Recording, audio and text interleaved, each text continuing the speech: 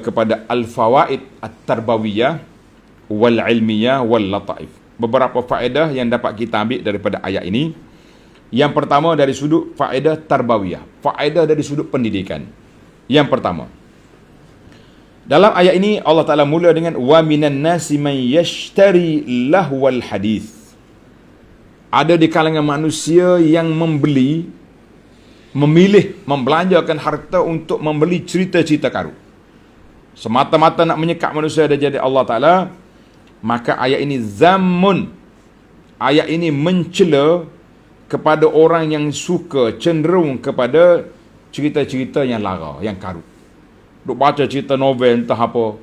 Tebal-tebal novel dia boleh baca. Quran nipis tak boleh baca. Contohnya kita kata, saya baca dua-dua Ustaz. Cerita novel boleh baca, cerita Nabi tak boleh baca. Kita kata itu satu kerugian yang besar. Jadi kita baca benda-benda yang tidak ada kebajikan padanya, apa sama ada percakapan yang haram ataupun percakapan yang batil ataupun percakapan yang lara, semua itu termasuk dalam lahwal hadis di dalam ayat ini. Maka para jemaah sekalian, tinggalkanlah perbuatan yang tak baik itu. Sama ada mengumpat orang, racun namimah, racun orang, berdusta, maki, dan semua perkara yang tidak berfaedah. Baik. Yang kedua, liudilla an sabilillah. Tujuan mereka bawa alat ini nak menyekat manusia dari jalan Allah. Ayat ini zamun likulli ma yasuddu an sabilillah. Ayat ini mencela semua alat yang boleh melarakan mereka dari jalan Allah, maka cela. Jadi kita sendiri, tuan-tuan dan puan-puan yang duk guna alat gadget dekat tangan ni, kan? Jangan lara sangat. Ni tidak, kita punya grup ada 100 grup ada. Grup WhatsApp sekolah rendah pun ada. Yang menengah ada, universiti ada. Ya, grup keluarga ada, grup kawan-kawan ada, grup masjid pun ada, grup surau pun ada juga. Grup masak pun ada. Semua grup ada. Akhir sekali yang tak ada grupnya, yang tak ada masanya nak baca Quran. Oh, itulah orang buat Zoom baca Quran, ustaz tegur. Tak bagus baca-baca Quran dan saya tak kata tegur macam tu. Buat Zoom untuk mengaji Quran tak ada masalah. Yang jadi masalahnya pukul 4 pagi suruh orang bangun, suruh baca zikir, dia punya zikir yang tidak maksur. Kemudian ambil gambar 50 orang dalam grup kita ni ahli tahajud. Lesh hazal kalam. Tahajud ni kita dengan Allah Azza wa Jalla, itu yang kita tegur.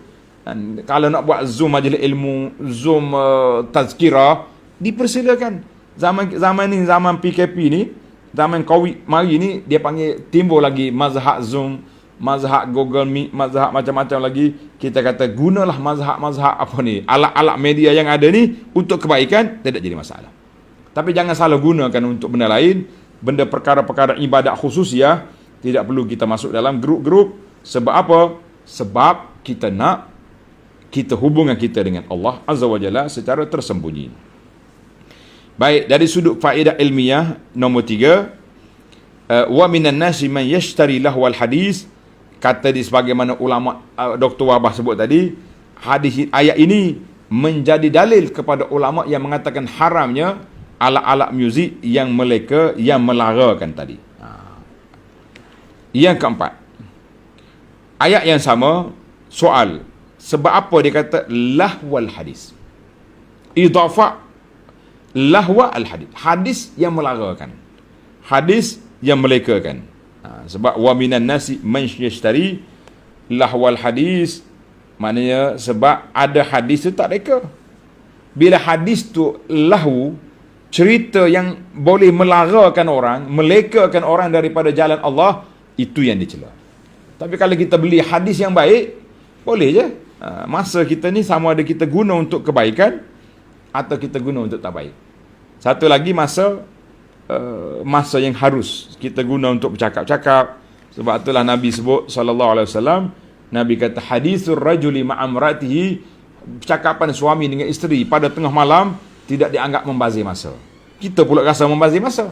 Nak cakap dengan bini, tak ada masa saya layan awak.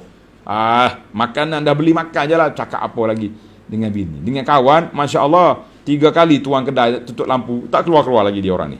Ini masalah kita kan.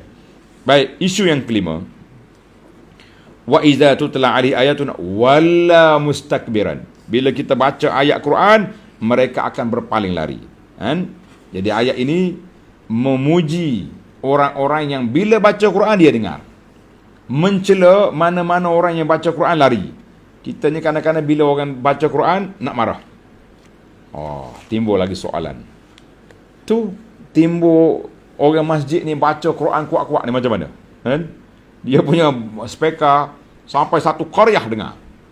Yang baca Quran, yang pasang kaset Quran tu, sudah pasang kaset, dia pun duk buat juga dekat tangga masjid, dia pun tak dengar. Kita kata tuan-tuan dan puan-puan, Al-Quran itu untuk didengar, dihayati dan ditadabbur, bukan untuk paksa orang semua dengar macam tu. Sebab itulah kita kena timbang rasa, kan? Orang nak dengar Quran dia boleh pasang, tapi kalau kita pasang kuat-kuat speaker sampai peringkat jiran-jiran, ada orang sakit, ada kanak-kanak yang tidur, mengganggu mereka. Zaman sekarang ni zaman PDPR ni, hati-hati orang duduk mengajar di rumah dia. Bila kita baca terganggu, jangan pula kata oh ini menyekap orang nak sebar Al-Quran. Lah, awak yang salah guna alat. Kita jangan marah dengan orang. Hati-hati tuan-tuan. Setiap tempat likulli maqamin maqal, setiap tempat tu ada tempat dia.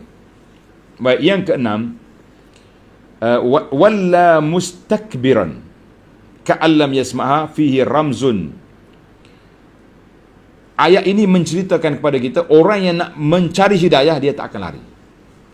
Syarat yang pertamanya, buang sifat takabur dalam diri dia. Kalau mari dengan takabur, tak ada apa. Sebab itulah anda tengok kadang-kadang sahabat-sahabat kita tunjuk tengok ni. Admin kata, tengah kita duk kuliah baca ayat Quran, baca hadis, tak ada pun cerita yang lain-lain. Tapi pengomen bawah tu, oh dia kata macam-macam. Macamlah kita duk baca kitab Taurat dengan Injil dekat sini. Kita baca Quran, baca hadis, tapi komen tu lebih dahsyat daripada orang-orang yang gila di hospital pun tak cakap macam ni, tapi dia punya komen lebih teruk daripada itu. Kenapa? Sebab ni, sombong, takabur. Sebab itu dalam ilmu ni, unzur maqala wala tanzur man qala. Tengok apa yang dia cakap, jangan tengok siapa yang bercakap. Ni setengah orang dia percaya kepada orang ni kalau dia cakap apa saja pun, batu jadi kayu pun jadi kayu lah. Yang penting ini Tok Syekh besar, dia punya karamah, dia punya kemuliaan mengatasi segala perkara, dia cakap apa betul belaka. Ia ni oleh kerana dia ni tak baik, walaupun dia baca Quran tak betul juga. Nak kata apa? Subhanallah. Baru bismillahirrahmanirrahim sesat. Hey, baru bismillah belum cakap apa-apa lagi sesat. Kenapa pula bismillah sudah sesat?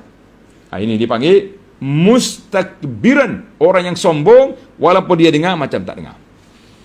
Inilah punca kerusakan di atas dunia ni. Mari daripada mana? Mari daripada kesombongan.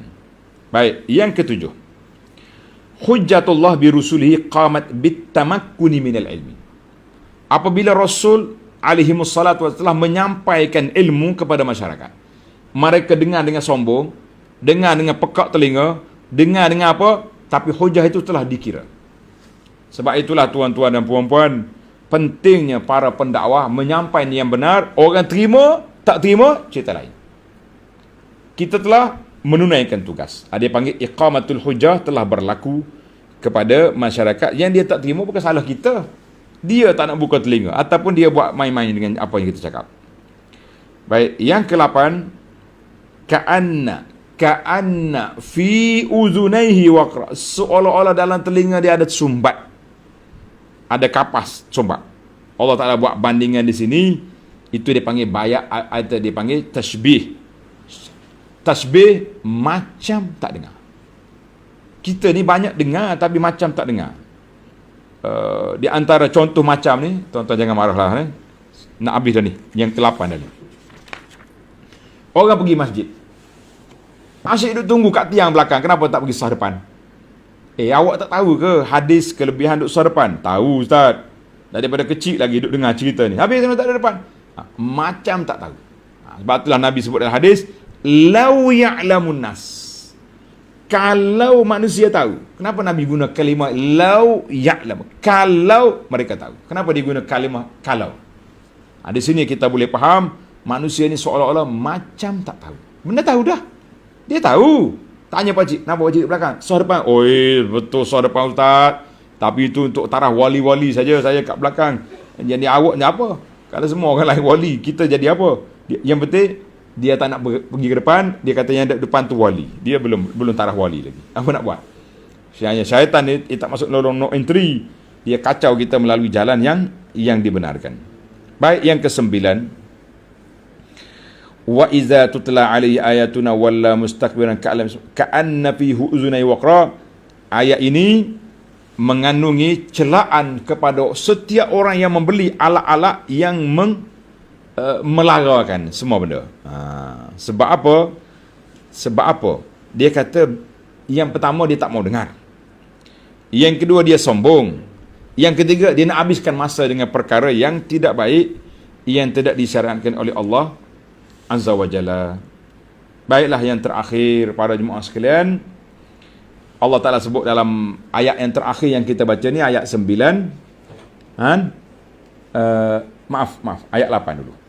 Innal ladzina amanu wa amilus salihati lahum jannatun na'im. Syurga yang penuh dengan nikmat. Ulama tadabbur kata ayat ini dilalatun ana la marada fil jannah. Tak ada sakit dalam syurga. Tak ada hospital, tak ada ambulans, tak ada dalam syurga, tidak ada an-na'im, syurga yang penuh dengan nikmat. Li'annal marada yunafin na'im. Sakit menafikan nikmat. Betul tak? Dan dalam syurga tak ada orang tua. Dalam syurga tidak ada siapa? Tidak ada orang tua. Habis orang tua yang ada nak pergi campur kat mana? Dia masuk dalam syurga semuanya sebaya, comel, umur awal 30-an belaka. Kita kan masa umur 30-an dulu kan semak kan masa tu. Tak? Comel lagi. Tapi sudah masuk dalam syurga, dia tak tua. Sebab apa orang syurga tak tua? Sebab dia tidak ada matahari, tidak ada malam. Yang kita ni jadi tua setiap hari ni sebab bertukar malam. Hari ni, esok, lusa.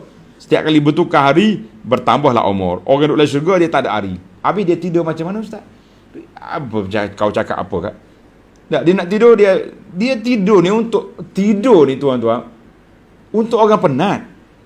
Orang letih, nak pulihkan tenaga, tidur. Tapi bagi kita yang tak ada letih, nikmat dalam syurga, buat apa tidur? Oh, jadi orang dalam syurga tak tidur lah. Dia tidur tu tadi dia tak penat. Buat apa mau tidur? Wallahu alam. Jadi alhamdulillah, tilka asyaratun kamilah. Sempurnalah 10 pengajian ataupun 10 faedah yang dapat kita ambil dari ayat 6 hingga 9 dalam surah Al-Luqman. Alhamdulillah. InsyaAllah, tuan-tuan dan puan-puan, kita akan sambung lagi ayat yang ke-10 dalam siri yang akan datang. Subhanakallahumma bihamdika asyhadu an la ilaha illa anta astaghfiruka wa atubu ilaik. Wa sallallahu ala nabiyyina Muhammad wa ala alihi wa sahbihi ajma'in walhamdulillahi rabbil alamin.